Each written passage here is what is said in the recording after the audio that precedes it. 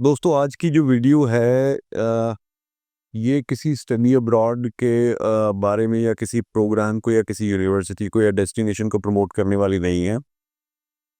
ये अ, जैसे आप सभी जानते हो बहुत सारे लोग आजकल बिजनेस कम्युनिटी के या जो जॉब करते हैं वो बहुत सारे लोग जो हैं उनका लिंक्डइन में अकाउंट है, तो मेरा भी लिंक्डइन में अकाउंट है। So I came across a post from a very senior research scientist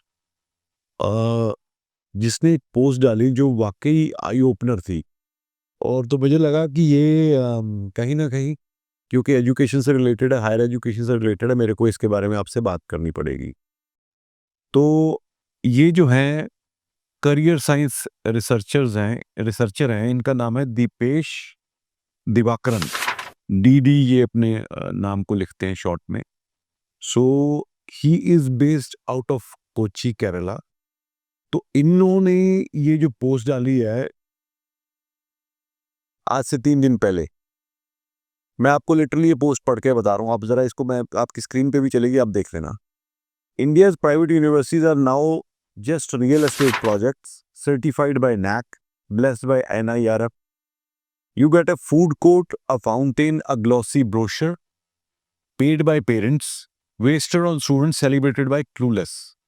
No job, no skills, no future. तो इन्होंने बहुत ही स्ट्रॉन्ग वर्ड्स में ये अपनी पोस्ट में लिखा है। And he writes further, Indian higher education isn't broken, it's working exactly as designed. A legal casino with air conditioner fraud powered by NAC, NBA and NIRF. Very strongly mentioned. So I'm quoting him. फिर आप बहुत सारी चीजें आगे लिखते हैं कि let's talk about numbers. India has over 430 private universities and the just top NIRF rank ones have spent nearly 8 lakh crores on infrastructure since 2020. यानी कि जो टॉप की NIRF रैंक यूनिवर्सिटीज हैं 430 में से, प्राइवेट 430 यूनिवर्सिटीज में से, उनमें से जो टॉप NIRF रैंक यूनिवर्सिटीज हैं उन्होंने पिछले 5 साल में 8 लाख करोड़ रुपया खर्चा है इंफ्रास्ट्रक्चर बिल्ड करने के लिए। But not on teaching, not on learning, but on buildings, branding and banquet budgets. तो जो पैसा है वो कह रहे हैं इन्होंने ना लर्निंग पे पैसा खर्चा, ना टीचिंग पे खर्चा पैसा। इन्होंने पैसा किस पे खर्चा? बिल्डिंग बनाने के लिए, बड़ी बड़ी ब्रांडिंग करने के लिए, अपनी एडवर्टीजमेंट और banquet budgets. And still your child bags for a 3 lakh per annum job, even inflation having a laugh. तो ये अगर आप हो सके, इसका मैं लिंक लगा दूंगा, इसको पढ़ना जरूर। और ये कहीं ना कहीं इट्स एन आई ओपनर। और ये जो चीजें सारी लिखी हैं इन्होंने, कहीं ना कहीं ये सच भी है। आपने देखा होगा जितनी भी प्राइवेट यूनिवर्सिटीज हैं आज की डेट में, they they advertise a lot, you know, they show their lavish campuses, infrastructure दिखाते हैं, क्योंकि they have perhaps the one of the best infrastructure. अगर मैं इंडिया की यूनिवर्सिटीज की बात करूं, जो प्राइवेट यूनिवर्सिटीज का इंफ्रास्ट्रक्चर है वो तो खैर जो सेंट्रल यूनिवर्सिटीज भी हैं इंडिया गवर्नमेंट की, उनसे ज़्यादा बढ़िया है। And that is why Mr. Dipesh is saying that they have, these universities have spent 8 lakh crore rupees in last 5 years to build the infrastructure and branding. और जो return on investment है वो बहुत ज़्यादा पुअर है। अगर बात करें कि बच्चे को पढ़ने के बाद उसको मिल क्या रहा है, किस तरह की जॉब मिल रही है, तो मेरे को ज़्यादा बोलने की ज़रूरत नहीं है। आप इसको ज़रूर पढ़िएगा, आपको पता चलेगा कि बहुत सारे लोगों ने एडमिशन यहाँ पे करवा दी है ये सोचते हुए कि बच्चे की development. Indian universities otherwise rank among top. अगर हम बात करें, बहुत सारी यूनिवर्सिटीज हैं जैसे IITs हैं, IIMs हैं। You talk about Punjab university, Punjab engineering college हो गया, थापर यूनिवर्सिटी हो गई, and Delhi university, university of Mumbai. So there are institutions where you can think of sending your kid. आप सोच सकते हो कि अपने बच्चे को भेजना है। एज ए स्टूडेंट आप खुद वहां पे अगर पढ़ोगे तो you can expect a much better future, as compared to um, these universities, because यहाँ पे क्या है कि अगर एक बच्चे को एक बहुत बढ़िया पैकेज मिल गया तो उसकी ब्रांडिंग इस तरह से हो जाएगी कि सभी को लगता है कि मेरे को भी उस लेवल का पैकेज मिल जाएगा। But I have seen this, और आप लोगों ने भी, बहुत सारे लोगों ने देखा होगा कि कितने बीटेक इंजीनियर्स निकलते हैं, कितने बीकॉम, बीबीए, एमबीए निकलते हैं, बट क्या are they able to fetch that kind of careers jobs when they pass out? और प्रॉब्लम जो ट्यूशन फीस है, that is much higher than the central government or government universities. So this is point to ponder, मेरे हिसाब से सोचने वाली बात है।